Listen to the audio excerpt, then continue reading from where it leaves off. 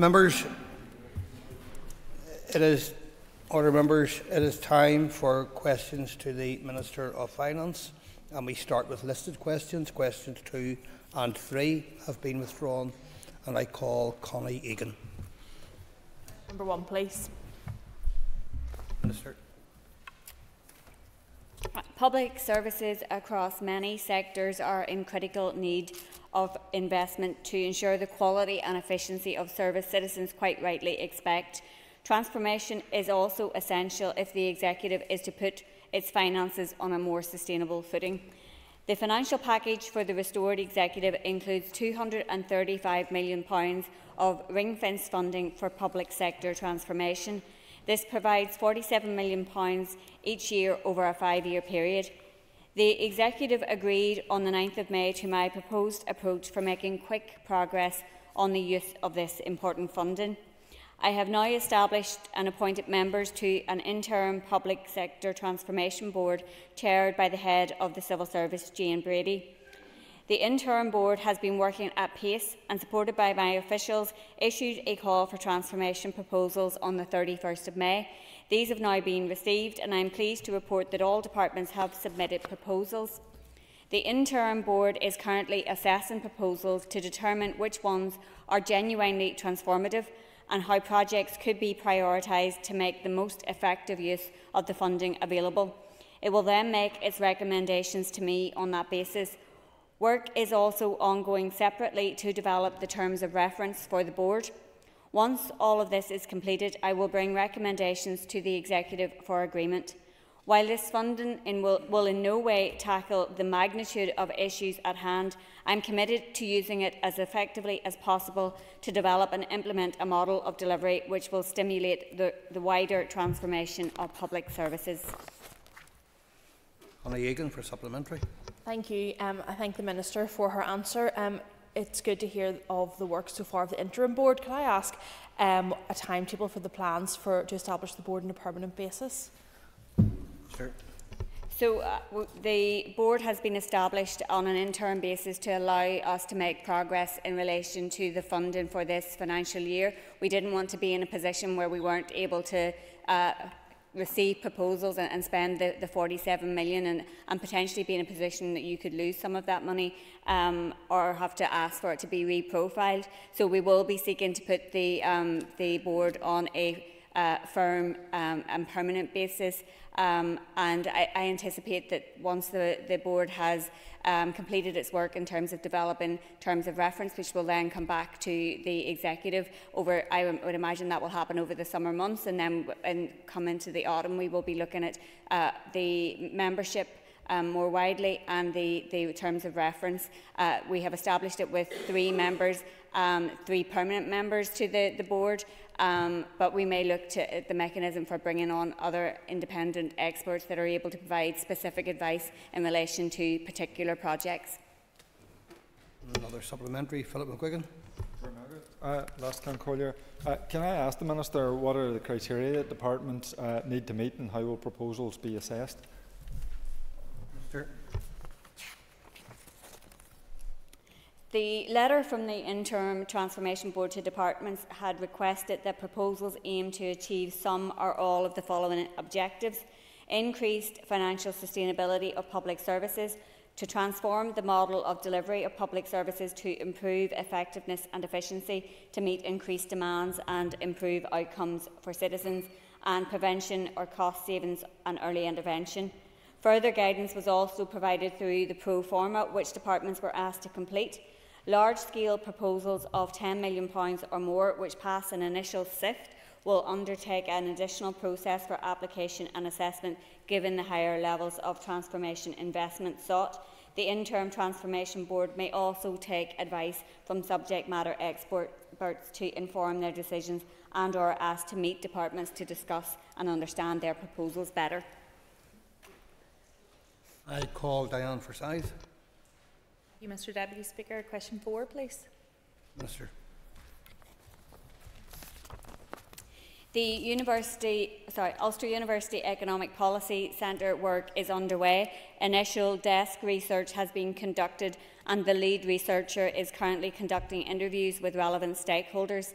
This is a specific piece of research to assess the economic impact of the differential poundages across our 11 councils in line with the Centre's research priorities and considering the merits or otherwise of a uniform business rate in this context.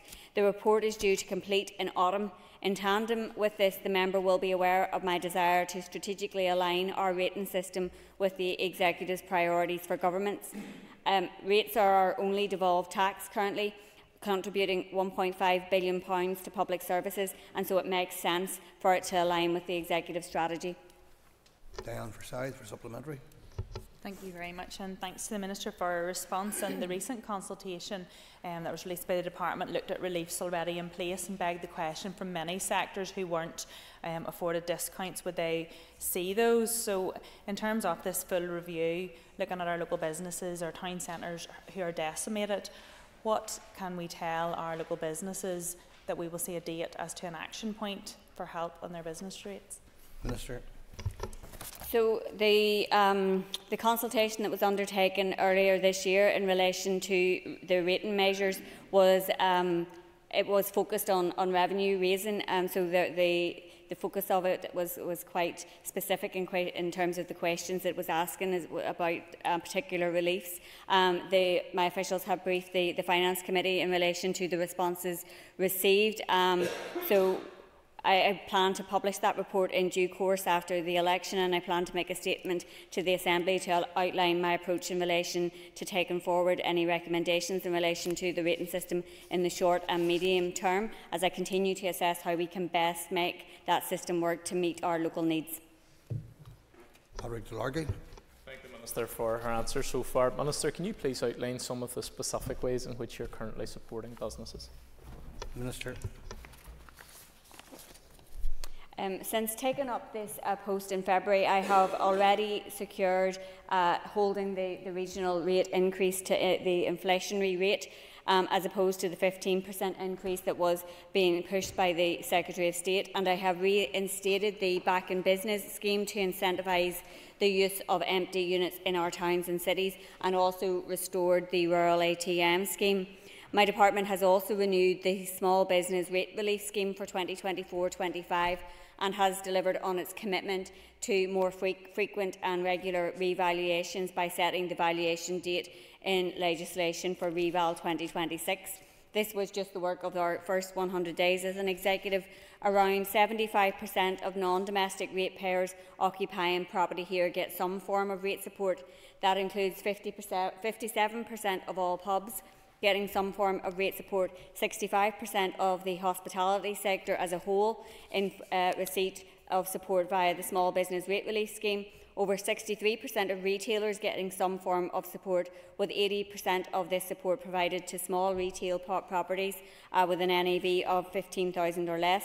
Almost 30,000 businesses from our tax base of just under 75,000 businesses get small business rates relief, and 4,474 manufacturers pay the lowest business rates in these islands, getting 70% off their rates by virtue of industrial derating tax relief, which is unique to this jurisdiction.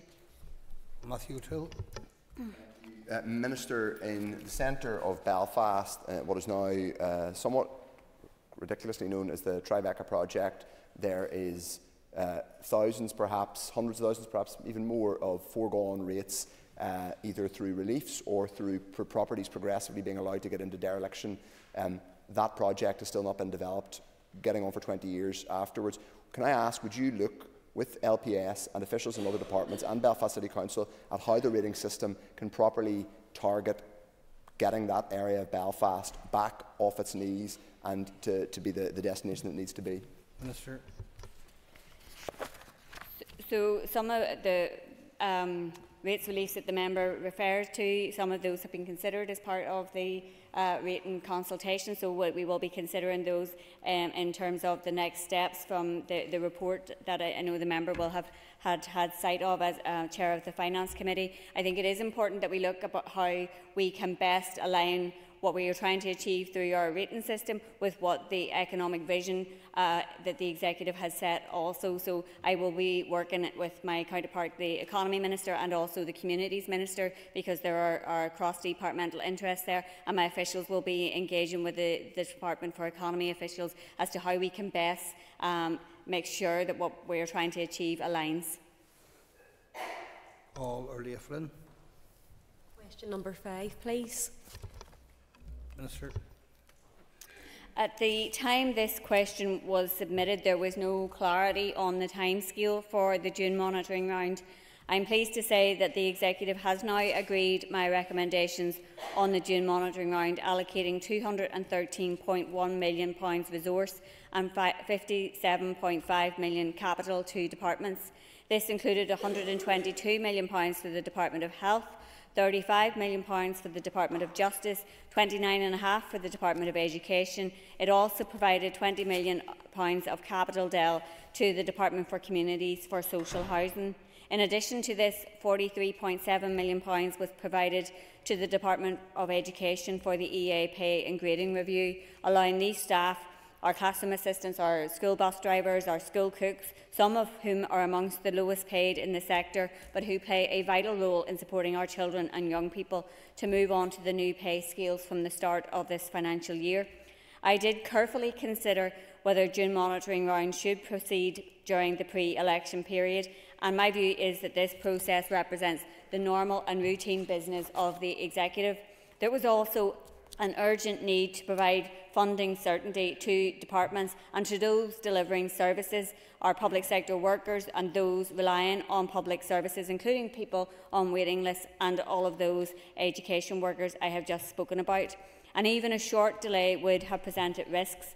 Knowing that funding was available, I could not stand by while departments took potentially damaging decisions that might be avoided once additional allocations were confirmed. And proceeding as we have also allowed for proper Assembly engagement without the House needing to be recalled during recess.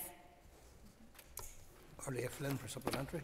Thank you, and I thank the Minister for that answer. And just as a supplementary, in terms of yesterday's announcements and the funding that was announced, did any of that include additional funding that was secured as a result of the Fiscal Framework Agreement?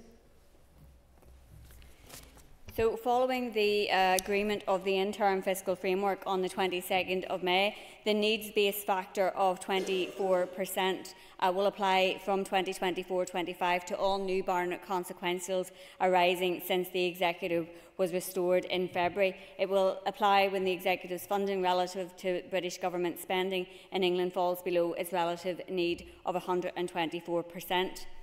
The funding provided by the financial package which accompanied the restoration will be exempt from this calculation, meaning that it will apply in both 2024-25 and 25-26. So in the funding allocations that were made yesterday, there was an additional £23.9 million as a direct result of the signing of the interim fiscal framework to the spring statement announcement from Treasury back in March, and additional funding applied to other Barnett consequentials which we anticipate from Westminster Mains.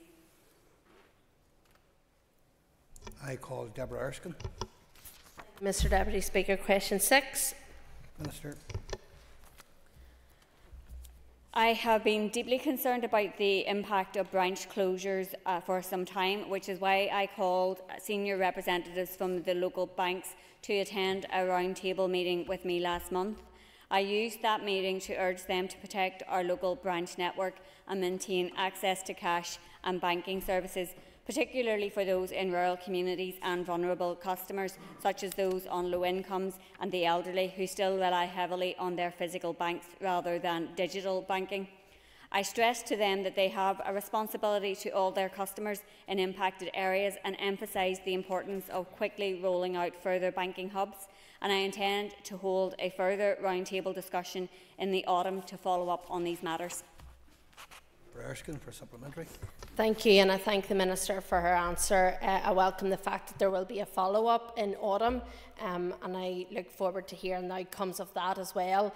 These services are vitally important for the rural area. These banks make corporate decisions with no thought or regard for the local people of rural areas.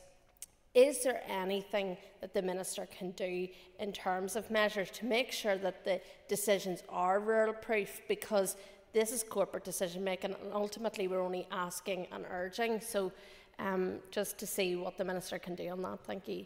Minister. And I thank the member for that.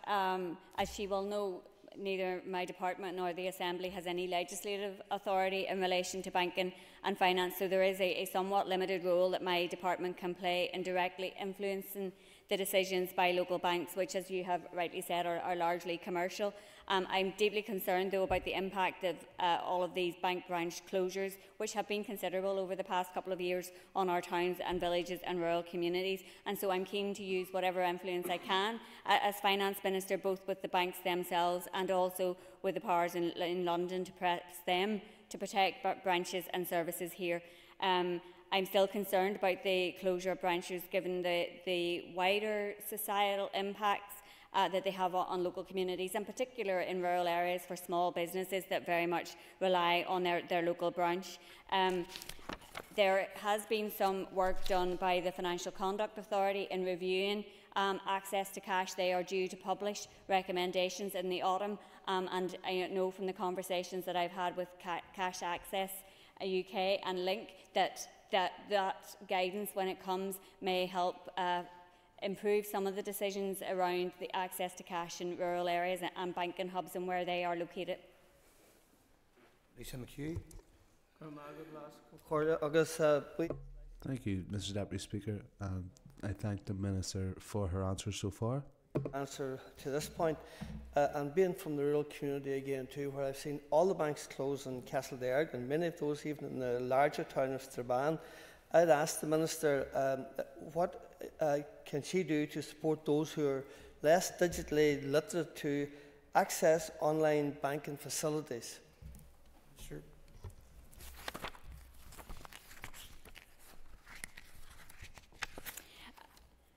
So it's vital that banks proactively work with customers to encourage digital and financial literacy, which is something that I pressed upon them when we met on the 1st of May. In addition, my department has a small digital inclusion team to promote online services and to give people the skills, confidence, motivation and trust to navigate the online world. The Go On NI programme provides free digital training sessions in libraries, community centres and hubs throughout the north. These digital skills sessions introduce digital technology to people who are not familiar with going online and support people who want to improve their skills online. There is a particular focus on older people at times throughout the year, with specific events taking place during Safer Internet Day, Positive Ageing Month and Get Online Week. In the 23-24 financial year, the programme helped nearly 7,000 people with digital training, with 92 sessions taking place within libraries and community hubs in the Fermanagh and Omagh District Council area, for example, and people can contact their local library to enrol on these courses. Cara Hunter. Minister, you will be aware of the bank closures in our constituency of East Derry and Kilrea, Garva, Dungiven and more, and undoubtedly this has been detrimental for our constituents. I'm aware financial services are a reserved matter, but in your role as Finance Minister, what can we do to ensure that our rural constituents are not left behind when it comes to banking services? Minister. Yep, and the member is quite right. One of the reasons that I'm so concerned about the closure of the branch network is the impact on my own constituency and on constituents, particularly in rural areas. As I have outlined in terms of my response to Deborah, we do have limited ability in terms of directly influencing the decisions that banks take in their own commercial interest. And as I have said, it's my plan to reconvene that banking roundtable with key stakeholders in the autumn, bringing together the likes of the Financial Services Union, business bodies, consumer and community organisations, the Post Office, credit unions, Link, Access to Cash and UK Finance, which is the banking industry representative body. So my officials will be setting up that meeting in due course. I call Ciara Ferguson. Thank you, Deputy Speaker. Question 7. Minister. The overarching objectives of the investment fund are to address market failures and accelerate and increase investment in private sector-led development, infrastructure and low-carbon projects, to secure private sector and/or public sector leverage to achieve sustainable financial returns, maximise the impact of public sector intervention and deliver economic growth. To date, the fund has provided just under £170 million of loans in support of 14 projects, supporting over 5,100 jobs. £47 million of these loans have been repaid. These loans have been across a range of sectors, including office developments, hotels, student accommodation and mixed-use developments. I recently visited the site of the new Dunluce Lodge Hotel near Portrush. This is an excellent example of an investment supported by the fund, which will help to create high-quality jobs and encourage economic development on a more regionally balanced basis. The fund's record to date has been a very positive one in terms of the level of funds invested, the jobs supported and the total value of development supported.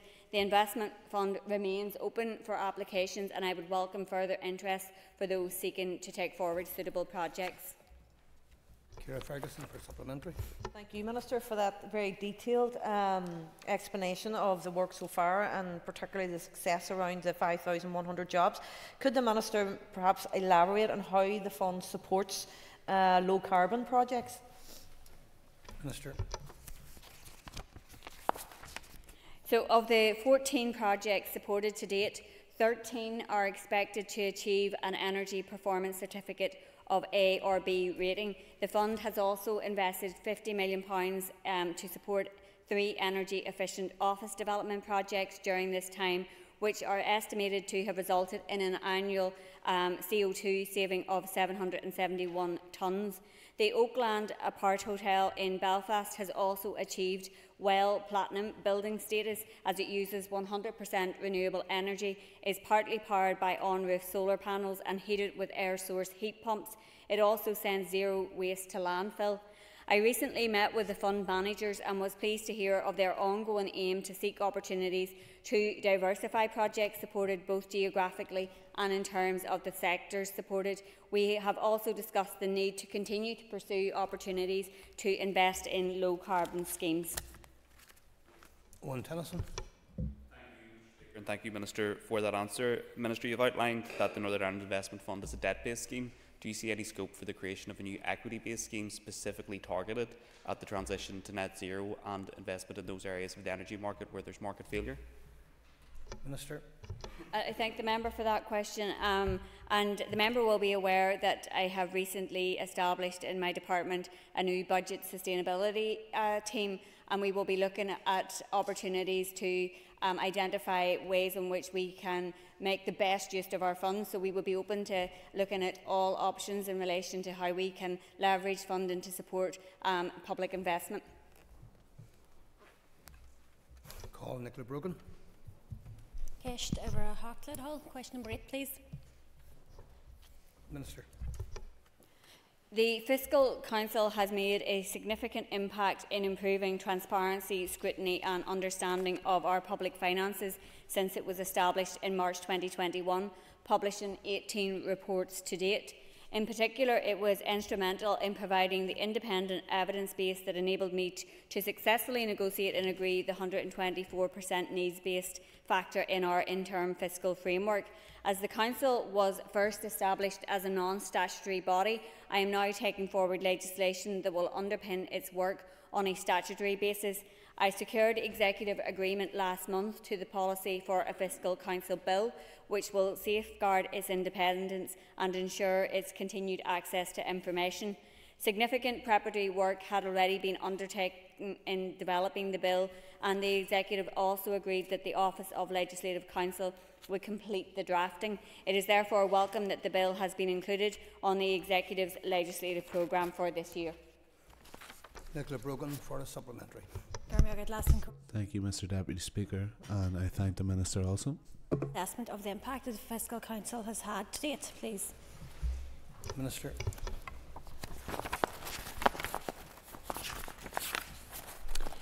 Well, in my opinion, the Fiscal Council has had a significant impact during its short time. Their assessments are insightful and are highly valued. They make a difference in terms of improving the transparency, scrutiny and understanding around the budget and monitoring process.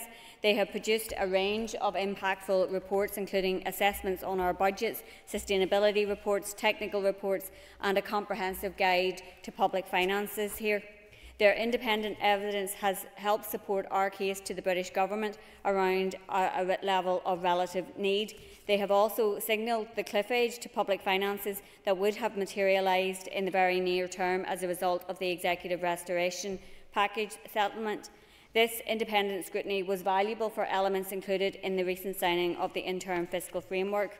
Their work with various stakeholders, including providing evidence to the Finance Committee, has also assisted in increasing understanding of public finances and provided valuable opportunity for discussions on need, sustainability and future planning. Paula Bradshaw. Thank you, Minister, for your answers. Just picking up on that point around the evidence, can you please outline your opinion in terms of how much that evidence will inform negotiations with the Treasury on the permanent fiscal framework for Northern Ireland? Thank you. Minister. So the work of the Fiscal Council so far has been really helpful and useful in providing that evidence. I recently established a new team in my department to take forward the work to develop and agree the final fiscal framework. That team is already considering what further evidence on our level of need can be provided and whether any further analysis is needed and who might be best placed to undertake that. So they have and will continue to engage with the Fiscal Council, given the significant evidence base that they have already provided, with counterparts in other departments to understand if there is additional evidence there that in other departments that we can use in making that case for a higher level of need, and other experts in the field as well. So we will continue to consider how we can build on the robust independent evidence that we already have regarding our relative need from the Fiscal Council. Call Deirdre Hargey. Question 9. Minister. So I have previously indicated to members my intention to bring forward a bill to amend the current law on marriage and civil partnership in 2025. I am proposing to put non-religious belief marriage, for example humanist marriage ceremonies, on an equal footing with religious marriage, and to raise the minimum age for marriage and civil partnership from the present 16 to 18. There was almost unanimous support in consultation responses to increase the minimum age to 18. These are important proposals for which I have requested the support of executive colleagues. Work is at an advanced stage, and once the executive approval is secured, my officials are ready to engage with the Office of Legislative Counsel on drafting the relevant amendments. I hope that agreement to proceed with the drafting of a bill will be secured at earliest opportunity. Argue for supplementary. You nearly answered my supplementary in terms of just of a time scale to progress this. It is good, obviously, that there's been those additions, and it's just in terms of the consultation responses that they support all of that, and just really if there's a more definitive timeline at this point that can be given. Work is at an advanced stage. My officials briefed the Finance Committee on the marriage and civil partnership a number of weeks ago, and members were supportive of the changes. I circulated a paper to executive colleagues on the 21st of May, and I asked for it to be tabled at our executive meeting on the 13th of June. So once executive approval is secured, my officials are ready to engage, as I said, with the Office of Legislative Counsel. I would have liked to have been in the position to have secured that executive approval before summer recess, but I am hopeful that the legislation can be introduced next year and the law can be amended before the end of this current mandate. Brian Kingston for a quick supplementary. We're down to 1 minute. Okay, well, maybe if I can go straight to the supplementary, just to question number 10, and to highlight the need to ensure that the new government at Westminster will support the need for a final fiscal framework. Signed, as the member will be aware, the interim fiscal framework on behalf of the Executive on the 21st of May. That agreement marks substantial progress on the position within the financial package and, importantly, includes a firm commitment to review the Executive's funding before the cliff edge in 26-27. It also provides us with a platform to build upon the establishment of the Joint Exchequer Committee, which formalises arrangements for negotiation of a more comprehensive fiscal framework. I have repeatedly made the case for further investment in public services, and I am committed to continuing to do so at every opportunity. As well as raising this with the Chief Secretary to the Treasury, I also raised it with the Shadow Secretary of State. I'm going to stop you. The member had indicated for a supplementary and was accepted for what we thought was a supplementary, so if you're content to wind now very briefly, we'll move on to the next section. Thank you, Minister, for your cooperation. Members, that ends the period for listed questions. We now have 15 minutes of topical questions. Question 7 has been withdrawn, and I call Matthew O'Toole. Speaker, Minister, you acknowledged today, and indeed in a written answer to me on the 25th of June, you said that the factual report summarising consultation responses in relation to the rating revenue-raising measures consultation could not be published because of the pre-election period. Now, that is just a factual response summarising consultation responses. It doesn't set out your policy or executive intention. It's simply a factual summary of other people's responses. You said today, and you said in a written answer to me, Mr. O'Toole. This is important, Deputy Speaker, you said to me that it couldn't be published because of the pre-election period. Why is that? Why could that not be published, but a £300 million monitoring round could be published? Mr. So I have been very clear that I considered the pre-election guidance in making the decision to proceed with June monitoring round.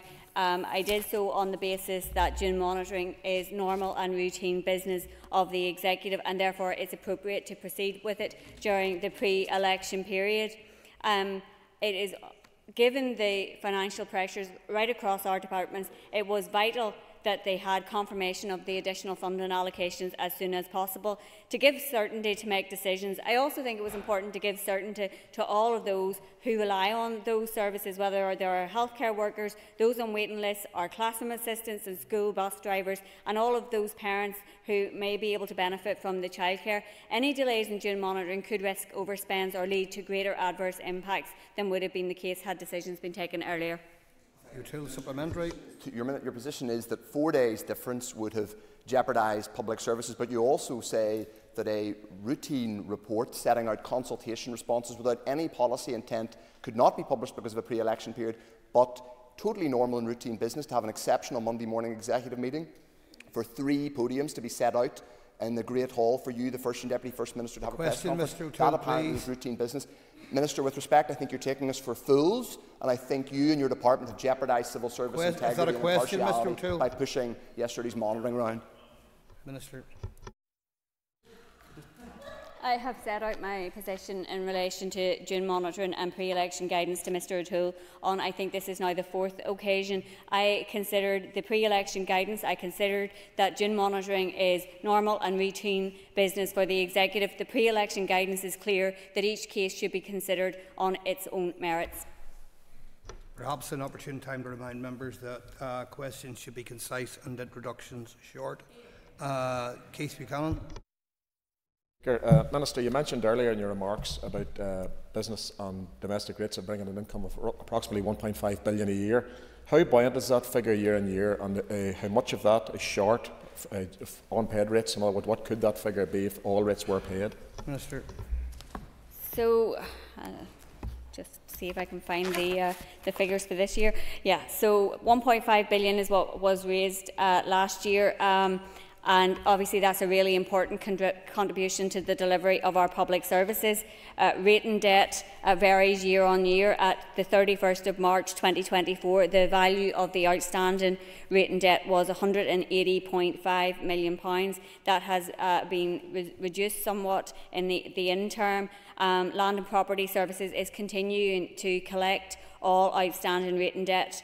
And there are a number of arrangements in place for those who face rating debt and those who are struggling to make their rate payments. And I would encourage anybody who is in that position to make contact with LPS. Buchanan, supplementary. Thank you for that information, Minister. And following on from the approximate £180 million of outstanding debt, At what point in time does your department write that off? You know, is there a period of time that you look back after 4 or 5 years and say you've wrote off? Have you any figures for that? Minister.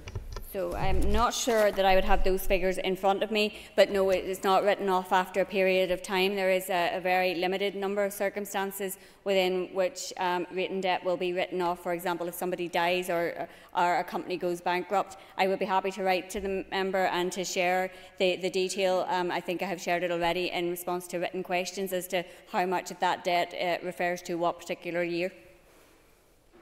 Gary Middleton is not in his place, so I call Trevor Clark.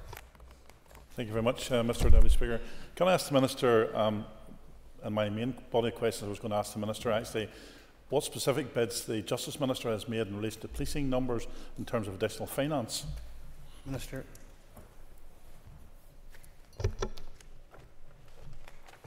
Find the other answer. So there was resource bids from the Department for Justice totalling £274.7 million for PSNI, an additional capital of £16.4 million sought for maintenance and enhancement of the PSNI estate. Further to this, £18.7 million of ring-fenced resource deal. As the member will be aware, however, both resource and capital bids in the monitoring round far outweighed the level of resources available. And the Executive has agreed to provide an additional £35 million of resource deal to the Department of Justice. Trevor Clark for supplementary. Can I thank the Minister for that answer, and indeed thank the Minister for making the bid in terms of the additional finances?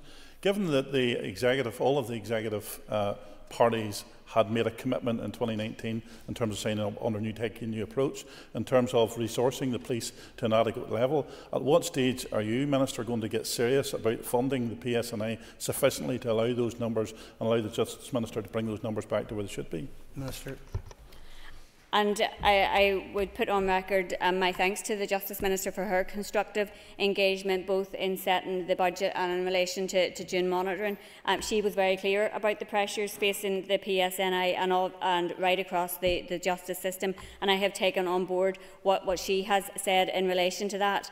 And I think that, and I'll not put words in her mouth, but I think that she would recognise that I have tried to make additional allocations to support the Department for Justice, with £95 million additional in the budget in 24-25 that was announced on the 25th of April, and then with the additional funding in June monitoring. I think that we all recognise the challenges that's facing us in relation to our public finances, and I am committed to continuing to make the case to the incoming British Government later this week that we do need to see proper investment in our public services, and that includes for the Department of Justice. Joanne Bunting. Thank you, Mr Deputy Speaker. Is the Minister aware that numerous retired police officers are being contacted to say their pensions have been overpaid, some for as long as 16 years? Minister. So I'm not sure that that's something that has been brought to my immediate attention, but I would be happy to write to the member in response to it, but go ahead with your supplementary. Joanne Bunting, supplementary. Thank you, and thank you, Minister. This follows on from a similar debacle involving prison officers' pensions, which is rumbling on. Clearly something is going badly awry if these pensions are being miscalculated to that extent and it's not noticed for as long as 16 years. I'm aware there's also involvement from the DOJ, but will the Minister undertake a review to establish what is going on to lead to such grave errors with public funds and considerable distress for all those involved? I would encourage the member to write to me with some of the details in relation to that, and I will be happy to take that on board and to give that consideration. Okay, Alex Easton's not in his place. Question 7 has been withdrawn. I move on to Deborah Erskine. Thank you, Mr Deputy Speaker. The Minister may be aware that there is a VAT consultation happening from Treasury. Could she give her assessment of that consultation? Minister. So obviously VAT is a reserved matter.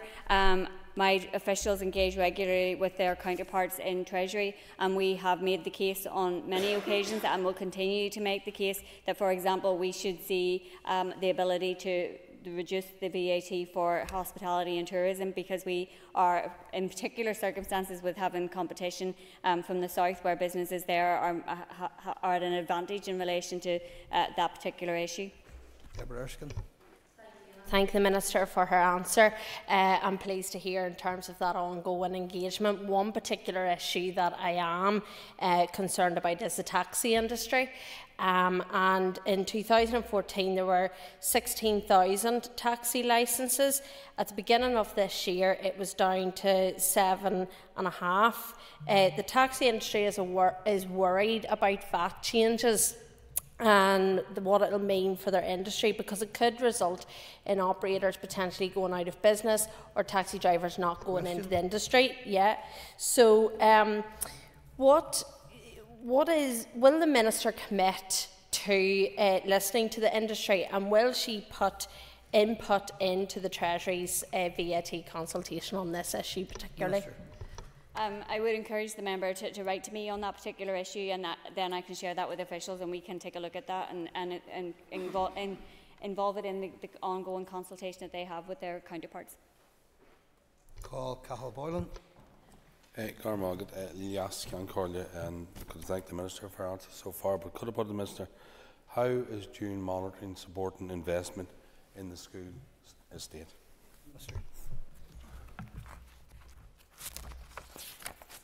So, as part of the June monitoring allocations, £15 million of capital will be made available to the Department of Education for special educational need, minor works and other statutory minor works.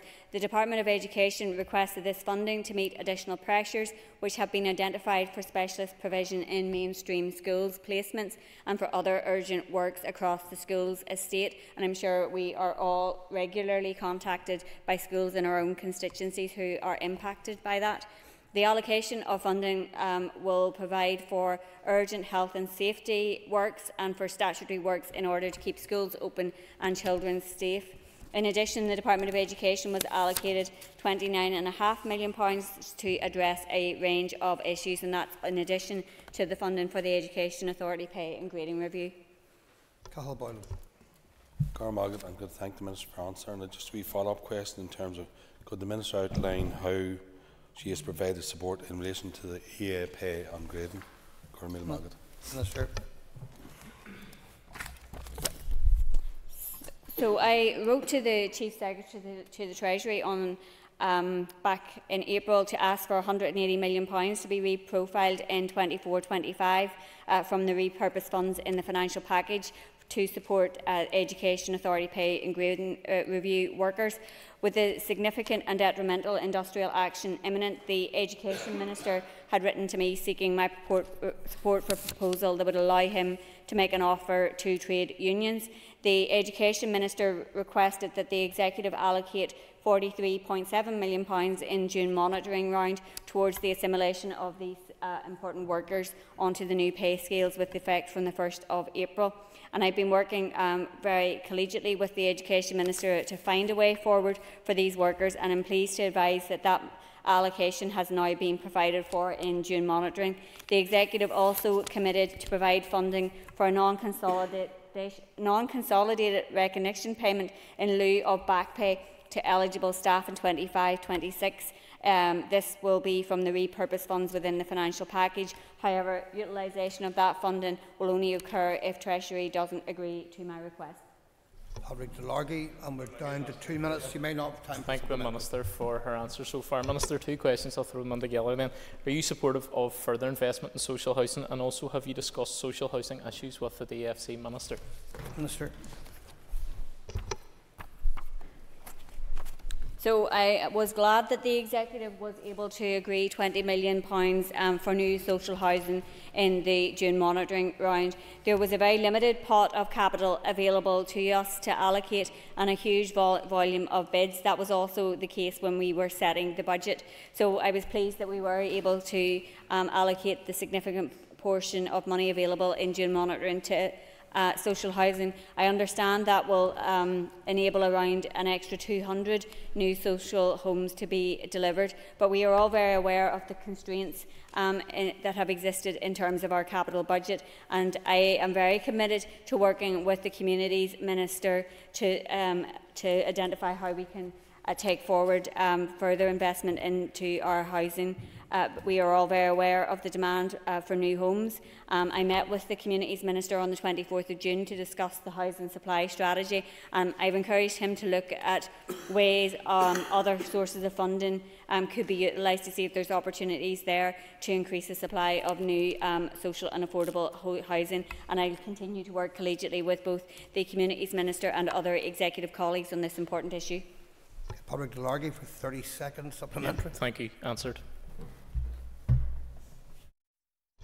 Okay, time's up. Can I ask members to take their ease for a change at the top table before we move on to the next item on the order paper? Thank you.